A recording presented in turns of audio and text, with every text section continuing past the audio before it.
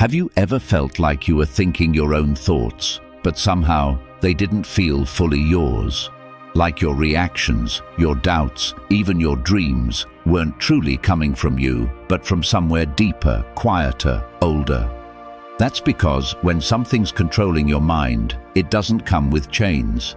It comes with habits, with assumptions, with silence. It's like using a phone with an old operating system, slow, glitchy, full of pop-ups you didn't ask for, or like driving a car with the GPS set to someone else's destination.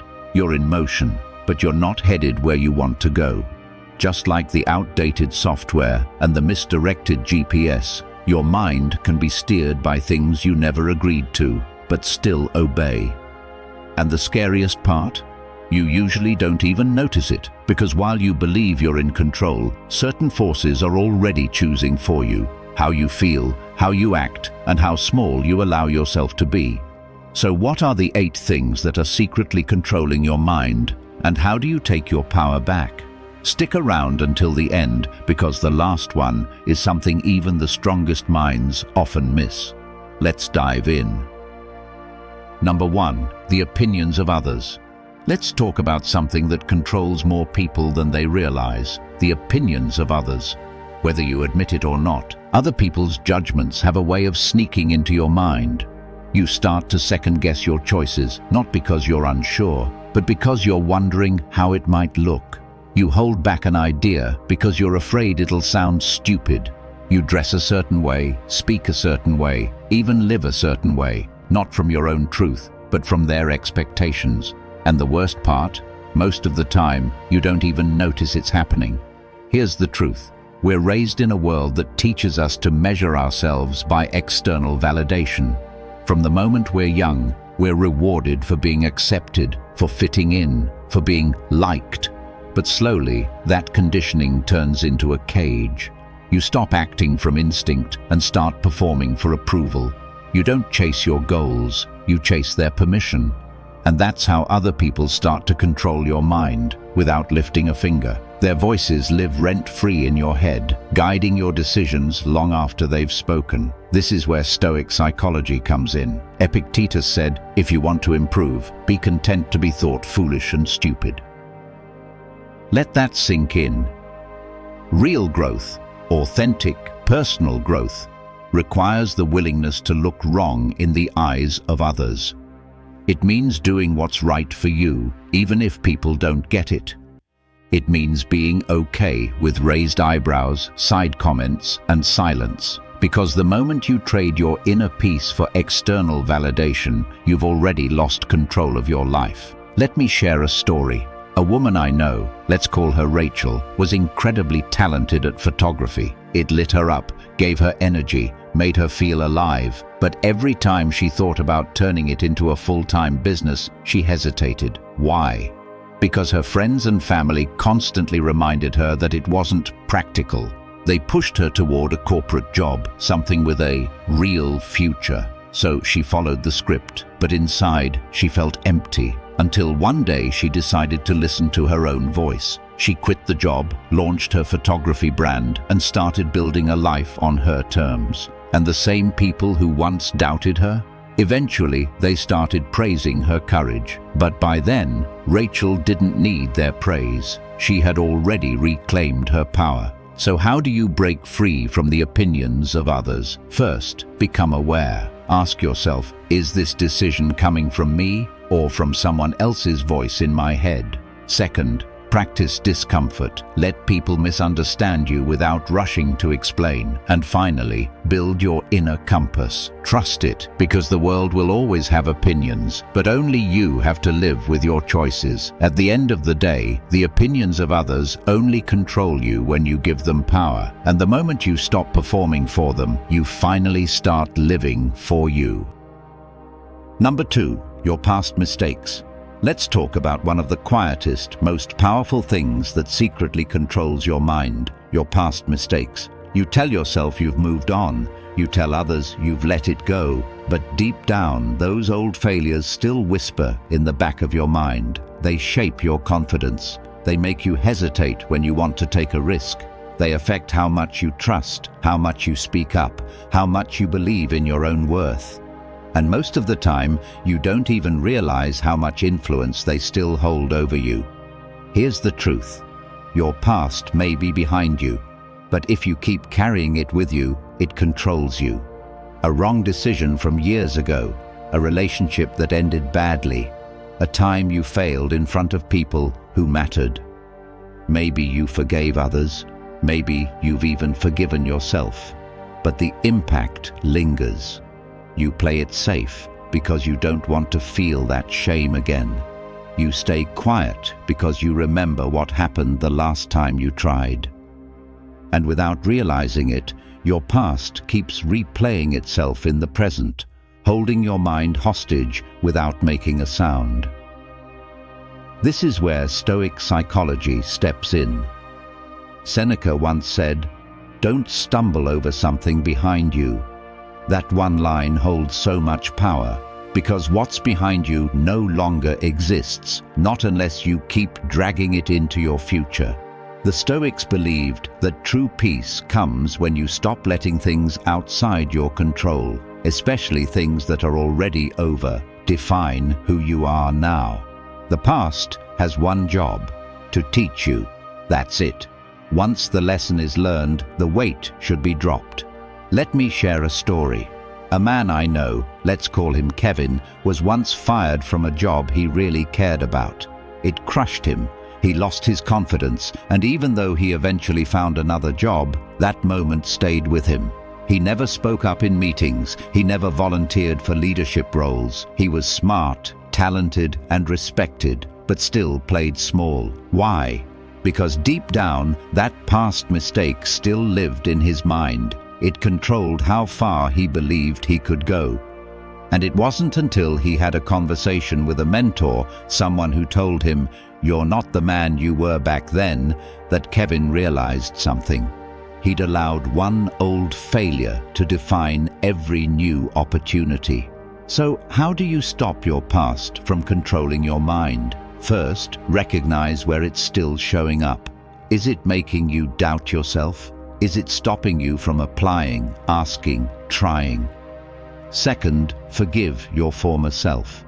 You were doing the best you could with what you knew. And finally, start acting from who you are now, not who you were then.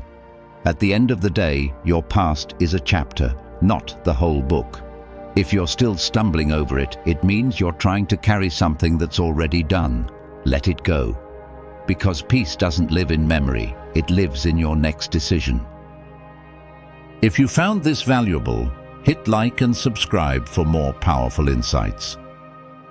Number 3. Fear of rejection. Let's talk about one of the most invisible forces secretly controlling your mind: the fear of rejection. You hesitate before speaking your mind.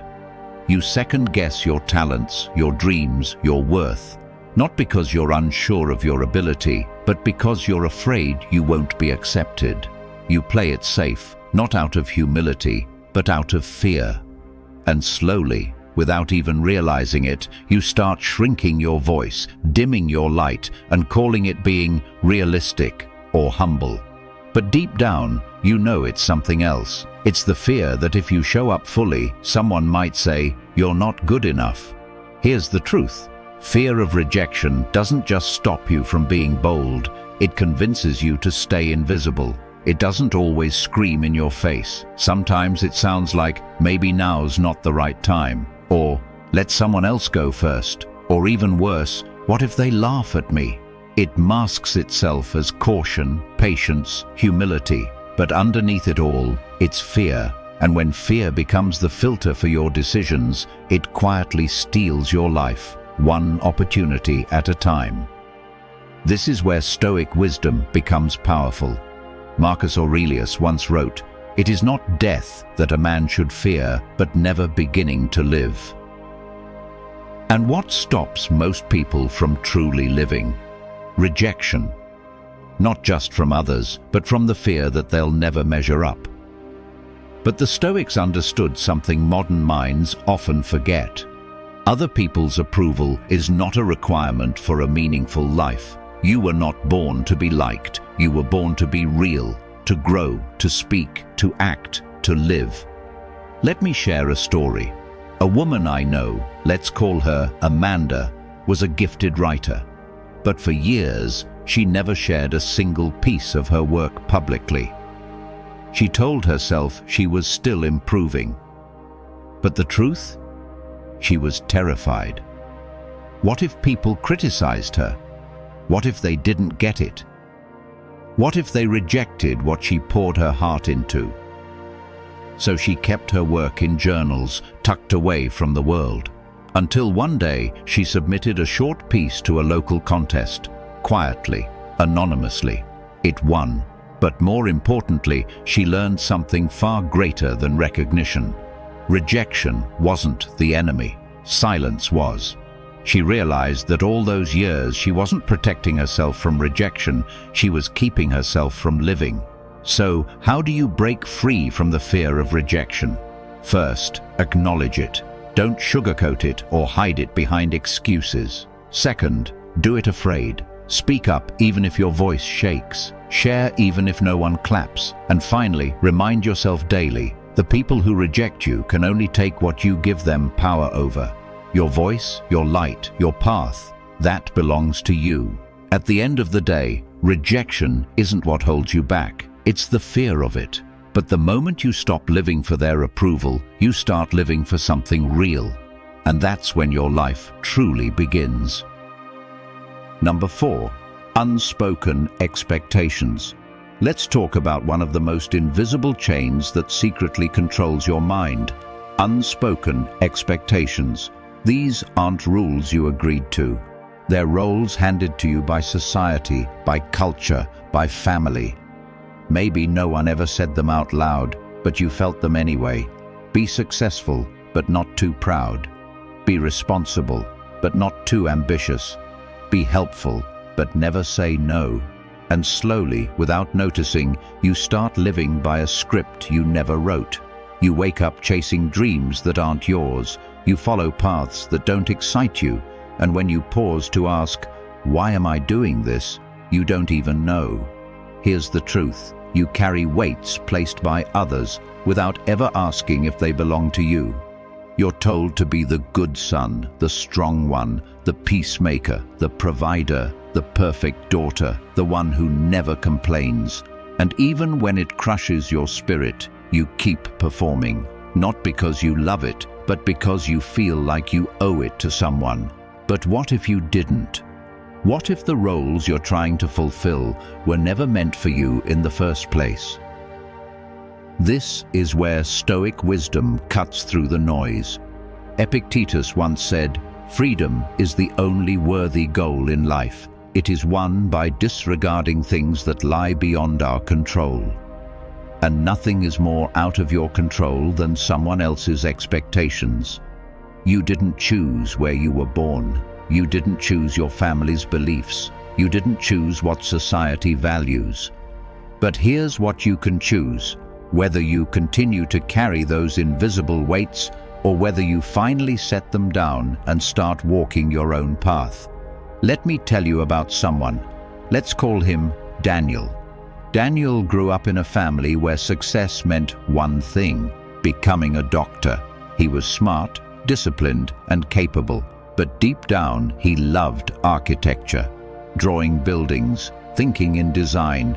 This lit him up in a way medicine never did. Still, he enrolled in med school. Why? Because he didn't want to disappoint his parents. For years, he wore the white coat, but felt like a stranger in it.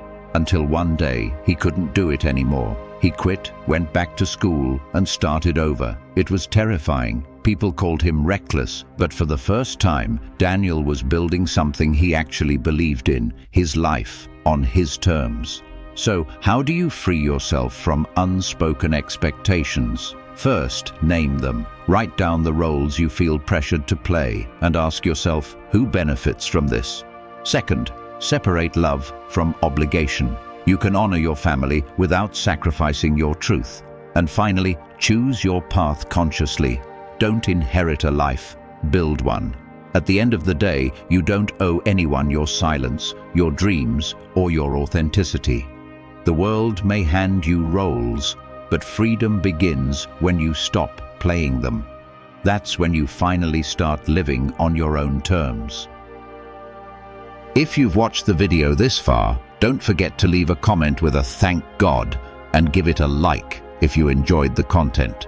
Your support means a lot and motivates me to keep creating more interesting videos. I hope you find inspiration in them and that we continue learning together. Thank you for your support. Number 5. Constant comparison. Let's talk about one of the most common forces quietly shaping your thoughts: constant comparison. You wake up and check your phone.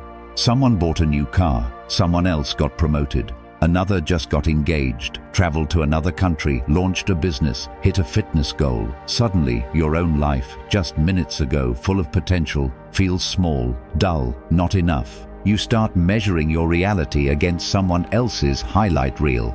And without even realizing it, you're no longer living for yourself. You're trying to keep up with everyone else. Here's the truth. Comparison doesn't inspire. It steals. It doesn't push you to become your best. It convinces you that you're behind. And worst of all, it does it quietly. No one has to say a word. You just scroll, observe, and slowly self-doubt creeps in. You stop being grateful. You stop being grounded, and you start chasing versions of success that don't even belong to you. It becomes less about what matters and more about what impresses. Less about fulfillment and more about appearance. This is where Stoic wisdom brings you back to center.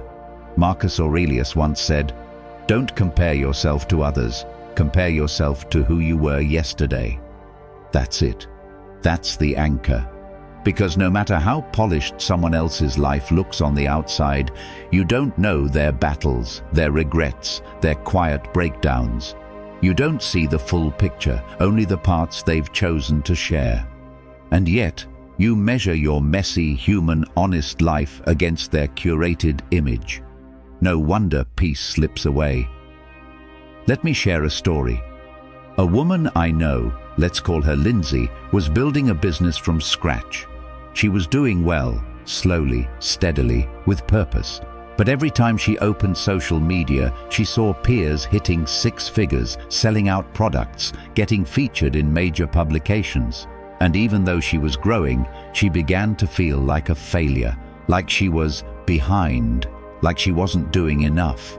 Until one day her mentor said, "Lindsay, you're planting an oak tree and comparing it to someone else's blooming flower. One grows fast, the other grows strong. Which one do you want to be?" That hit her hard.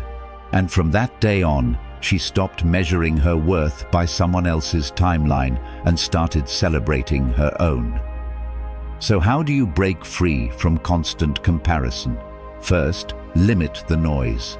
Unfollow accounts that make you feel small. Fill your feed with things that inspire, not shame. Second, track your own progress. Journal it, reflect on it, celebrate it. And finally, remind yourself every day, you're not behind, you're on your own path. At the end of the day, the only comparison that matters is between who you are and who you're becoming. Everyone's life blooms differently. Stay rooted in yours and let it grow. Number 6, your unchecked emotions. Let's talk about one of the most powerful forces secretly controlling your mind. Your unchecked emotions. Anger, anxiety, jealousy, resentment. These feelings don't shout at you, they quietly take the wheel. And before you even realize what's happening, your choices, your reactions, your tone, your decisions are no longer coming from reason, but from raw emotion. You don't respond, you react. And in that space between trigger and action, your freedom disappears. Here's the truth. If you don't master your emotions, they end up mastering you. That burst of anger you didn't question, it damaged a relationship. That anxiety you let spiral, it stopped you from taking a risk you were meant to take. That jealousy you didn't examine? It turned admiration into bitterness and clouded your own sense of worth. The most dangerous part? You don't even realize they're in control until you look back and wonder, why did I say that?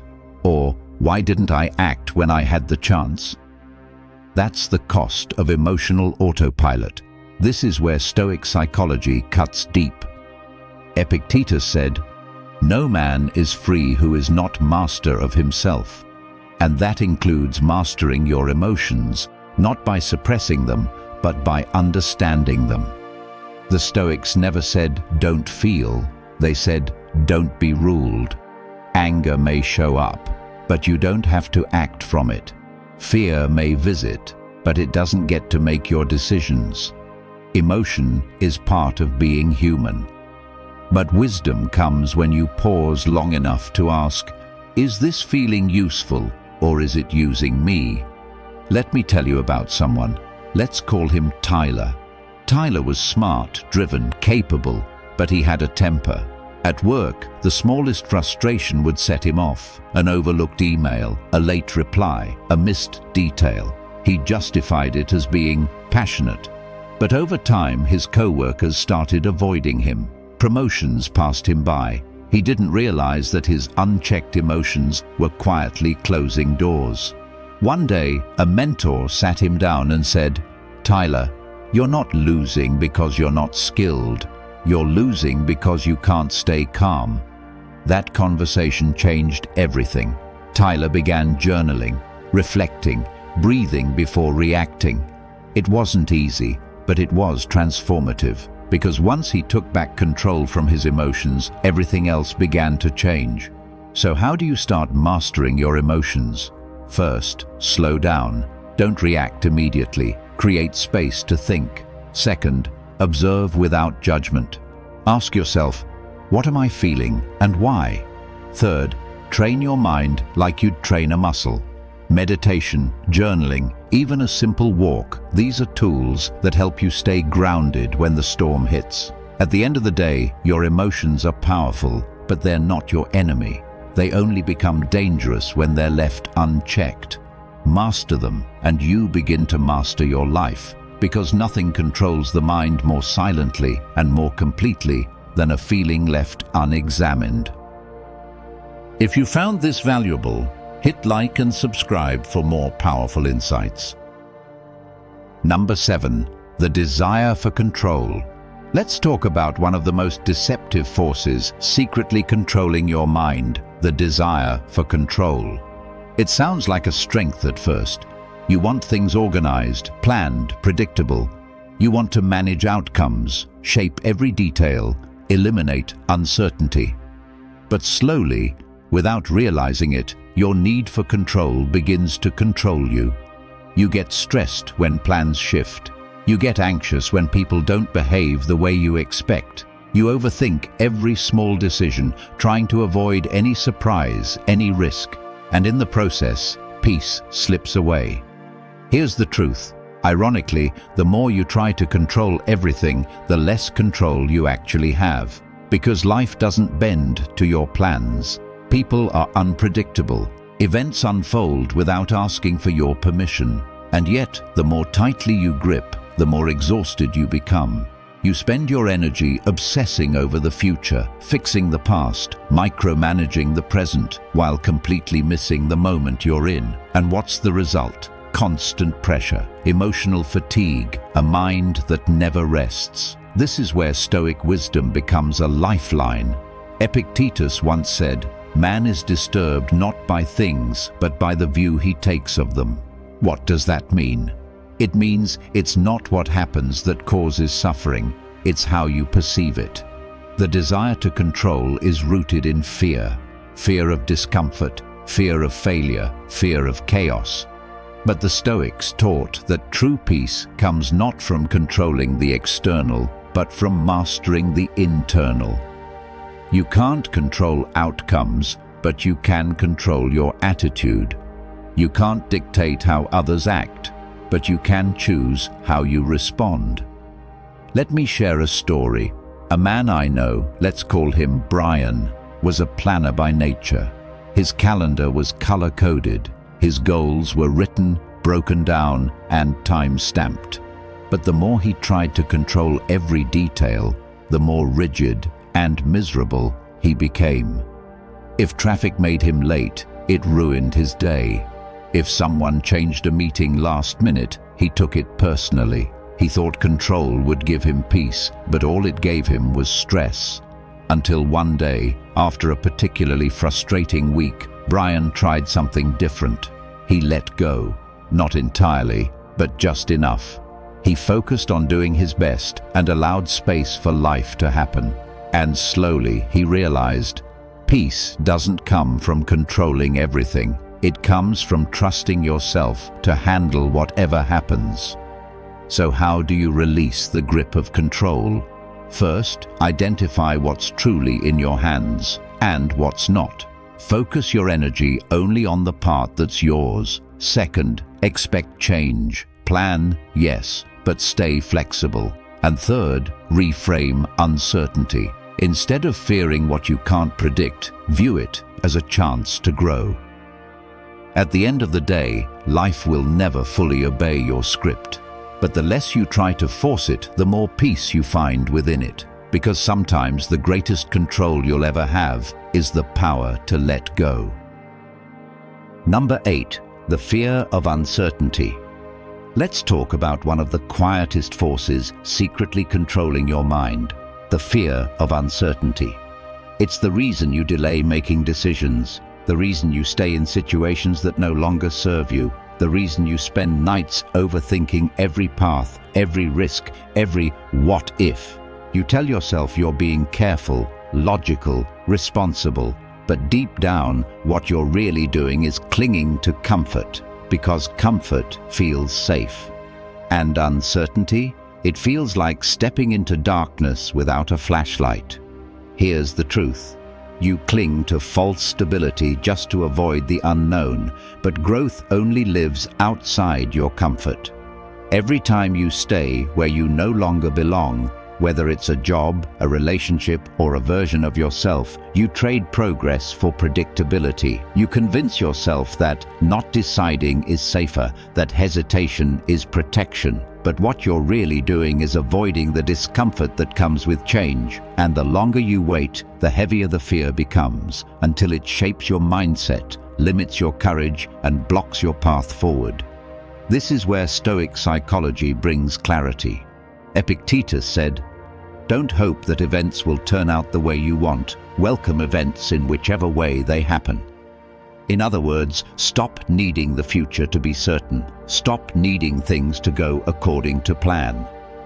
The Stoics didn't resist uncertainty, they embraced it.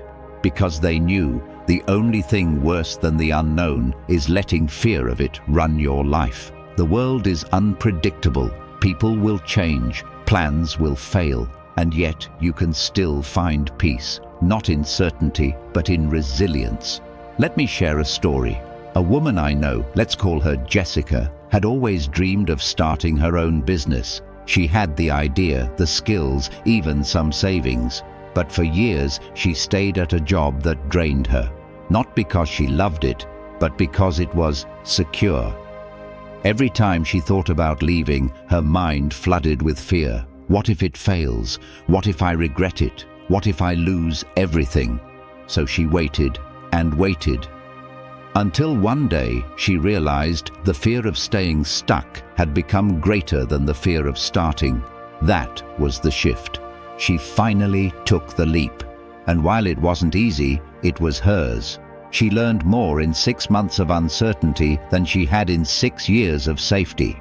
So, how do you deal with fear of uncertainty? First, stop waiting to feel ready. That feeling may never come. Second, accept that discomfort is part of growth. Fear is not a stop sign, it's a signal that something meaningful is ahead. And third, anchor your confidence not in the outcome, but in your ability to adapt.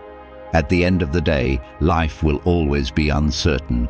But your peace doesn't come from knowing what happens next. It comes from trusting yourself enough to face it. Because real freedom begins the moment you stop needing guarantees and start welcoming whatever comes.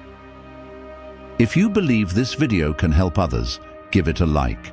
It helps the YouTube algorithm show it to more people. And don't forget to subscribe for more awesome content coming your way. Share your thoughts in the comments. I will definitely reply.